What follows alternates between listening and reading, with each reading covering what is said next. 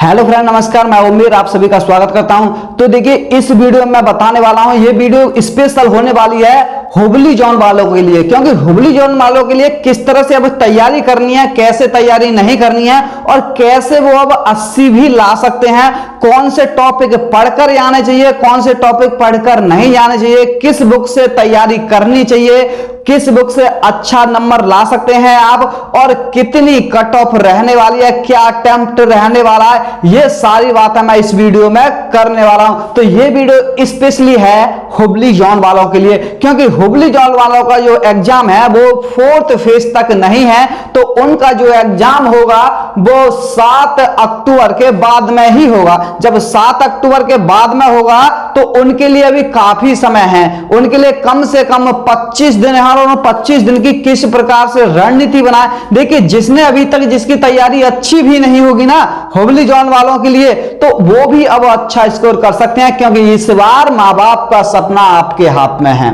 देखिए, अगर आपको सिलेक्शन लेना है तो थोड़ी सी मेहनत अब करनी पड़ेगी। और देखिए, जिनका 4th फेज में एग्जाम है, और 4th फेज आपको पता ही है 19/9/2022 से स्टार्ट है, तो उनको कैसे तैयारी करनी चाहिए, किस प्रकार से तैयारी करनी चाहिए, क्या क्या पढ़ना चाहिए, तो ये सारी बातें, क्या टाइम टेबल होना चाहिए, सब कुछ इस वीडियो में। इस वीडियो को पूरा अंत तक देखना, आपको मजा ना आए तो कहना।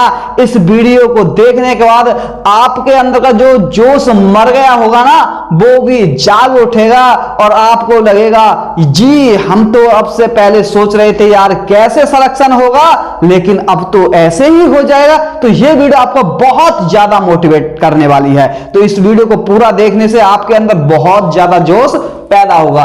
तो देखिए, सबसे पहले मैं बता दूं, ये वीडियो में जो बना रहा हूं हुबली जोन वाले के लिए स्पेशल है, क्योंकि हुबली जोन वालों के लिए क्या है कि 25 दिन उनके लिए कम से कम मिल रहे हैं, और 25 दिन की जो रणनीति रहेगी उनकी 20 + 5 दिन की रहेगी। और देखिए, सबसे पहले मैं 4th फेज वालों को बता दूं। देखिए, 4th फेज वालों के लिए भी 6-7 दिन है, जिनका एग्जाम 19 को है, और जिनका एग्जाम देखिए 7 को होगा, तो वो भी जो मैं हुबली जोन वालों के लिए बताऊंगा वो भी कर सकते हैं। तो देखिए, आपको करना क्या है, देखिए आपको तो करना है केवल 4th फेज में रिवीजन करना है। देखिए, रिवीजन करना है, जो इंपॉर्टेंट टॉपिक है वो भी मैं बताऊंगा, जो इंपॉर्टेंट टॉपिक मैं बताऊंगा इन पर ज्यादा पकड़ बनाए। अगर इन पर भी आपने ज्यादा पकड़ बना दी तो आप अच्छा स्कोर कर सकते हैं। देखिए, जो टारगेट रहेगा, टारगेट हमारा कितना रहने वाला, टारगेट रहने वाला है आपका 70+, यानी कि आपको 70+ का टारगेट रखना है। भले ही इस बार सिलेक्शन कम पर हो जाएगा, क्यों कम पर हो जाएगा, क्योंकि आपको पता है कि 50% से ज्यादा स्टूडेंट एब्सेंट रह रहे हैं, 50% ज्यादा स्टूडेंट क्या रह रहे हैं, एब्सेंट रह रहे हैं। तो कट ऑफ जो जाने वाली है वो बहुत कम जाने वाली है। देखिए, बहुत लड़कों ने, मैंने बहुत एनालाइज किया,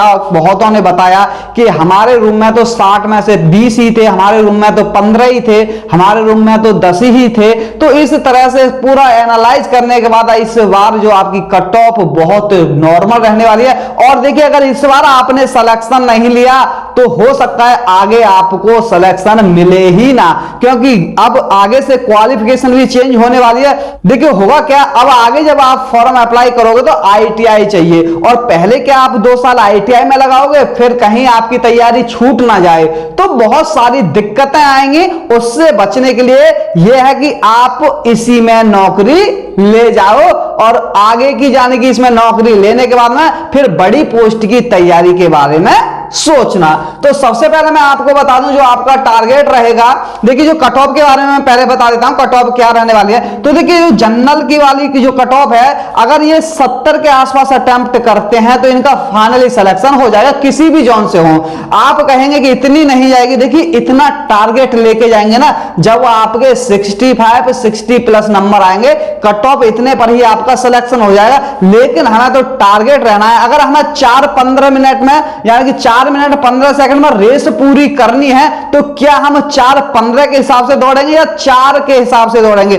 हम सोचेंगे कि हमारी जो प्रैक्टिस हो 4 मिनट में ही कवर कर जाएं। कितने में? 4 मिनट में ही कवर करना। भले ही हम लास्ट में जब फाइनल हम रेस करें तो 4:14 4:15 में हो जाए तो कोई दिक्कत नहीं है। इसलिए मैं आपसे कहता हूं, जो आपको टारगेट सेट करना है इतने का करना है। ओबीसी वालों को 65 का, SC वालों को 60 का, ST वालों को 55 का, EWS वालों को 62+ का, और PWD वालों को 45+ का। ये तो आपका टारगेट है, इससे कम करने की कोशिश ना करें।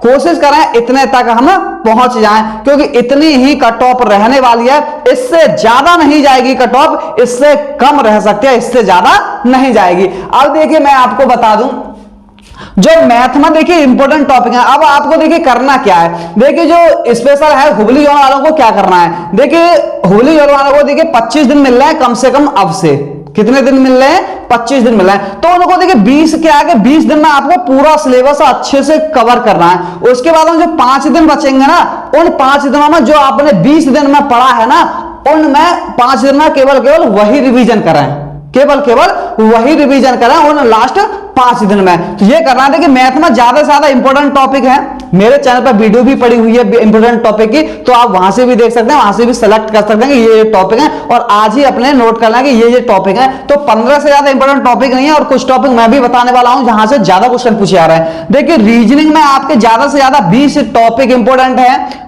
वहीं साइंस में क्या करना है आपको, साइंस में देखिए 9th और 10th एनसीईआरटी के अगर अब से भी बुक करेंगे तो हुबली जोन वाले कर सकते हैं, क्योंकि 9th में जो 15 चैप्टर हैं और 10th में भी लगभग 15 चैप्टर हैं, यानी कि आपके टोटल 30 चैप्टर हैं। इसमें से आपको कम से कम 10-10 इंपॉर्टेंट टॉपिक है, तो ये टॉपिक कितने बचेंगे, 20 चैप्टर या बचेंगे, समझिए आपके 20 बचेंगे, तो एक चैप्टर डेली खत्म करेंगे तब भी आप 20 दिन में आसानी से खत्म कर सकते हैं। मैथ का भी आपको एक टॉपिक डेली खत्म करना है, इसका भी आपको एक टॉपिक डेली खत्म करना है, यानी कि एक टॉपिक डेली खत्म करना है। कम से कम मैथ को 4 घंटे दो, रीजनिंग को 2 घंटे दो, साइंस को 2 घंटे दो, और जो करंट अफेयर और जीके है इसको भी आप 1 से 2 घंटा दे सकते हो, 1 से 2 घंटा दे दो, कोई दिक्कत नहीं है। तो देखिए करंट अफेयर में आपको कैसे पढ़ना है, साइंस में तो ये पढ़नी है, करंट अफेयर में जो पढ़ना है आपको टॉपिक वाइज पढ़ना है, यानी कि खेल के क्वेश्चन पढ़ लिए, ब्रांड एम्बेसडर पढ़ लिए,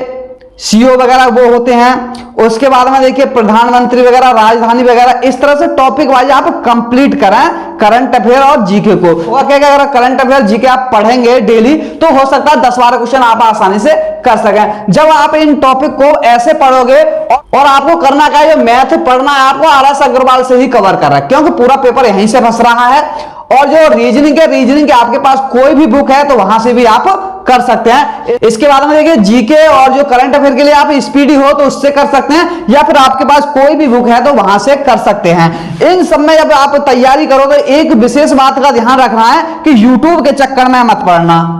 आप सोच रहे हैं यूट्यूब से तैयारी कर लूं, तो देखिए यूट्यूब से आप तैयारी नहीं कर पाओगे अच्छी। अगर आप एग्जाम आपने अंतिम समय में अगर सिलेक्शन लेना है तो इस बार यूट्यूब का सहारा अब लेना छोड़ दो। क्यों, देखिए यूट्यूब से आप पढ़ोगे, किसी से भी पढ़ लो, मैं कहता हूं 1 घंटे में ज्यादा से ज्यादा 30-40 क्वेश्चन वो कराएंगे ज्यादा से ज्यादा, और जब आप 1 घंटे में बुक से पढ़ोगे ना तो बहुत ज्यादा कवर कर लोगे, बहुत ज्यादा कवर कर लोगे। हाँ, अगर कोई चीज समझ में नहीं आ रही आपको और आपके पास कोई समझाने वाला भी नहीं है तो तब आप YouTube का सहारा ले सकते हैं कि ये टॉपिक देख लूं, ये टॉपिक आखिरकार होता कैसे है, तब आप YouTube का सहारा ले सकते हैं। और इन कुछ दिन आपको करना क्या है कि अब अपने दोस्तों वगैरह, ये फेसबुक वगैरह, ये सब चीज छोड़ दीजिए। मैं बार बार कहता हूं ये चीज छोड़ दीजिए, क्योंकि अब आपके पास ज्यादा समय नहीं है, 20-25 दिन आपकी जिंदगी बदल सकते हैं। तो इन 20-25 दिन में आप अपनी जिंदगी बदलने के लिए लग जाइए। और देखिए जो मैथ में आपको मैं बता दूं, मैथ में आपको जो टारगेट रखना है कितने नंबर का, देखिए पेपर जो आ रहा है इजी टू मॉडरेट आ रहा है। अब मैथ में कितने 25 क्वेश्चन आएंगे आपको, 25 में से 5 क्वेश्चन मान लो हार्ड आ गए, 5-6 क्वेश्चन हार्ड आ जाएंगे, और या कुछ क्वेश्चन ऐसे आ रहे हैं। देखिए मैंने जितने से बात किया उन्होंने कहा पेपर हार्ड नहीं आ रहा है, लेकिन कुछ क्वेश्चन कैलकुलेशन वाले आ रहे हैं, यानी कि टाइम टेकिंग वाले आ रहे हैं, यानी कि टाइम लग रहा है उन पे, तो उनको बाद में अटेम्प्ट करें। यानी कि ये नहीं है कि पहले उन्हीं पर लग जाए, पहले सिंपल जो आपसे आते हैं पहले उनको अटेम्प्ट करें, बाद में आप हार्ड क्वेश्चन जो है लगे, टाइम बचे तो उनको सॉल्व कराएं। देखिए अगर आप चाहेंगे तो 25 में से 15 से 18 आसानी से ला सकते हैं। 15 क्वेश्चन नहीं ला पाए तो फिर क्या, इतने 3 साल से तैयारी कर रहे हो तो आराम से आ सकते हैं। और इसी के बाद में रीजनिंग में आप 25+27, क्योंकि रीजनिंग सबका ही फेवरेट होता है, क्योंकि रीजनिंग में सब इक्वल होते हैं, यानी कि रीजनिंग में सब इतने तक पहुंच जाते हैं 25-28। जो अच्छा पढ़ने वाला है वो 30 में 30 कर देता है, जो कम पढ़ने वाला है वो 22-23 कर देता है, जो मीडियम है वो 25-26 तक आसानी से पहुंच जाता है। अगर आप रीजनिंग में भी नहीं कर पाएंगे तो फिर आपकी तैयारी बेकार है, फिर आपने तैयारी नहीं की है, समझिए। इसके बाद में देखिए साइंस में भी 25 में से 15-16 क्वेश्चन करना कोई बड़ी बात नहीं है। 15-16 भी तो कर सकते हैं आसानी से, क्योंकि अब पढ़े हैं तो कर सकते हैं, अगर नहीं पढ़े हैं तो फिर तो 5 भी नहीं होंगे, तो इतना कर सकते हैं। और करंट अफेयर जीके में आप 10-12 क्वेश्चन आप कहेंगे कि पता नहीं करंट कहां से आती है, 20 में से 10 क्वेश्चन तो आपको बहुत आसानी से मिल जाएंगे।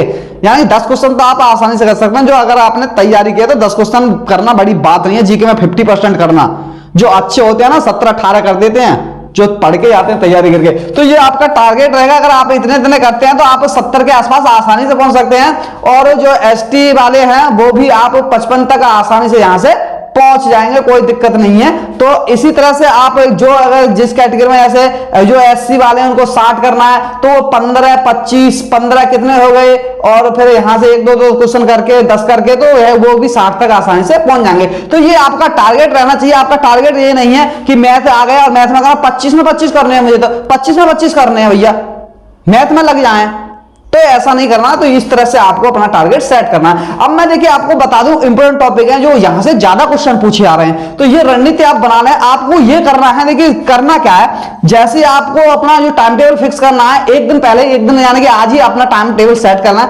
आप देखना कि मुझे सुबह में अगर मैं 6 बजे उठता हूं और 6 बजे 7 बजे यानी कि 6 बजे उठने के बाद मुझे क्या पढ़ना है। जैसे अगर किसी कोई सोचे, देखिए अपने हिसाब से सेट कर सकते हैं आप। देखिए 6 बजे से आप सोचें कि मुझे मैथ पढ़ना है तो 6 से 8 तक मैथ पढ़ लो। मैथ को 2 पार्टीशन में बांट दो कि सुबह 2 घंटे पढ़ना है, शाम को 2 घंटे पढ़ना है। फिर देख लो रीजनिंग को कितने बजे पढ़ना है, रीजनिंग को 10 से 12 पढ़ना है, कैसे पढ़ना है। तो ये टाइम टेबल अपने हिसाब से कर लो कि इस समय मुझे ये सब्जेक्ट पढ़ने हैं। और देखिए ज्यादा किताबों में मत उलझना, ये भी किताब रख ली वो भी किताब रख ली, तो आप पढ़ नहीं पाओगे। और देखिए जिसके पास नोट्स हैं, जिसने नोट्स बना लिए हैं, तो वो उनसे ही तैयारी करें, क्योंकि नोट्स से ही पूरा पेपर फंस जाएगा। क्योंकि नोट्स जिसने बनाए होंगे उनसे वो अच्छी तैयारी कर सकता है, अगर अच्छे से नोट्स बनाए होंगे तो।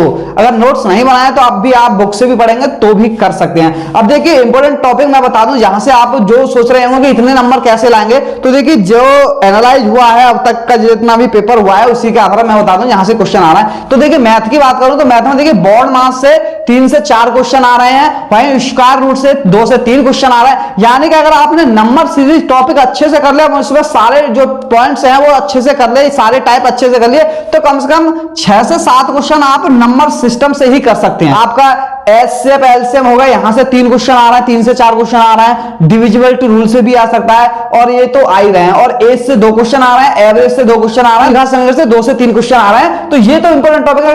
अगर आपने 1, 2, 3, 4, 5, 6 यही टॉपिक कर लिए तो भी आप 12-14 क्वेश्चन आसानी से कर सकते हैं। इसके बाद में देखिए मेंसुरेशन से 2 क्वेश्चन आ रहा है, फॉर्मूला बेस आ रहा है।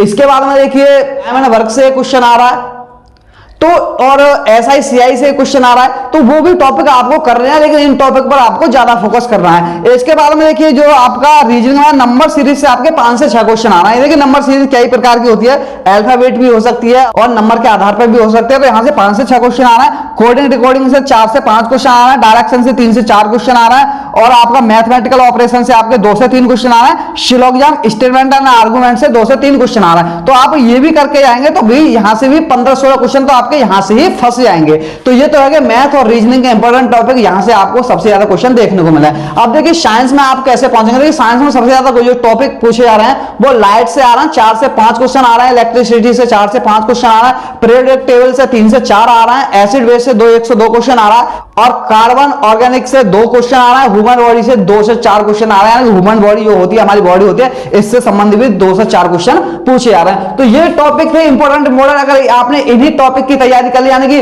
5-6 टॉपिक ये हैं, 4-5 टॉपिक ये हैं, 4-5 टॉपिक, यानी 15-16 टॉपिक है। 15-16 टॉपिक ही आपको 55 से ज्यादा नंबर दिला देंगे। ये टॉपिक 55 से ज्यादा नंबर यानी कि आपको सिलेक्शन तक ये पहुंचा देंगे। एक 2 क्वेश्चन आप इधर उधर से कर लेंगे तो भी आपका अच्छा स्कोर हो जाएगा इस बार। देखिए आप बहुत से लड़कों ने देखिए मेरे पास कॉल की थी, सर हम तो 50 अटेम्प्ट करके आए हैं और 50 सही करके आए हैं। तो देखिए 50 पर अगर आप ओबीसी से हैं तो फिर कहां सिलेक्शन लायक हो जाओगे। तो देखिए कम से कम अटेम्प्ट तो इतना करके आइए कि वो आपको सिलेक्शन तक पहुंचा सके। अगर आपके तुक्के से सही भी हो गए तो सिलेक्शन तक तो पहुंचाएं। आप पहले एग्जाम से एग्जाम देने के बाद ही बाहर हो रहे हैं। अगर आप देखिए 40-45 ही करके आएंगे तो एग्जाम से पहले ही बाहर हो जाओगे। तो कम से कम इतना अटेम्प्ट करके आइए कि आपका सिलेक्शन आसानी से हो सके। तो देखिए मैंने आपको सब कुछ बता दिया है, इंपॉर्टेंट टॉपिक, कैसी रणनीति होनी चाहिए, क्या क्या पढ़ना, कैसे नहीं पढ़ना, आपको इतने दिन की रणनीति बनानी है। देखिए फेज 4 वालों का जिनका एग्जाम लगभग समझे 25 के बाद में है ना, तो 25 के बाद में वो भी इसी तरह की रणनीति बना सकते हैं कि टॉपिक वाइज, यानी एक दिन में एक टॉपिक खत्म करें, दूसरे दिन फिर एक टॉपिक खत्म करें। जिनका एग्जाम 25 से पहले है, उनको ज्यादा समय नहीं मिल रहा है, उनको 10-12 दिन मिल रहे हैं, तो वो पूरे का रिवीजन करें, पूरे का रिवीजन करें। और आपको देखिए जो मॉक टेस्ट होता है, मॉक टेस्ट कैसे लगाना है आपको, देखिए मैं बता दूं मॉक टेस्ट कैसे लगाना है। तो मॉक टेस्ट आपको डेली नहीं लगाना है, मॉक टेस्ट लगाना है आपको 3 दिन बाद, यानी एक आज लगा लिया मॉक टेस्ट, फिर अपनी गलतियां देखो, कहां गलतियां कर रहे हैं, कितने नंबर आ रहे हैं, फिर 3 दिन बाद एक लगाइए। तो ज्यादा मॉक टेस्ट लगाने से कोई भी फायदा नहीं होता कि आप लगातार मॉक टेस्ट लगा रहे हैं, एक दिन में 2-2 3 दिन लगाना है, केवल अपना नुकसान करेंगे, आपका कोई भी फायदा मॉक टेस्ट लगाने से नहीं होने वाला। तो आप मॉक टेस्ट कम लगाएं, 3 दिन बाद लगाएं, तो आपको बहुत ज्यादा फायदा मिलने वाला है। तो देखिए इस वीडियो में बस इतना ही। अगर वीडियो आपको अच्छा लगा हो तो वीडियो को लाइक शेयर जरूर करें, और जो मेरे चैनल पर नए जुड़े हैं चैनल को सब्सक्राइब जरूर करें, क्योंकि रेलवे से जुड़ी हुई या किसी भी एग्जाम में अगर आप जाना चाहते हैं, कोई सरकारी नौकरी पाना चाहते हैं, तो ऐसी जानकारी आपको मेरे चैनल पर मिलती रहती है। और सबसे ज्यादा मैं मोटिवेट वाली वीडियो लाने की कोशिश करता हूं कि मैं आपको मोटिवेट कर सकूं, जिससे कि आपके अंदर एक जुनून जोश जागे और आप तैयारी में लग जाओ। तो थैंक यू, धन्यवाद, जय हिंद, जय भारत।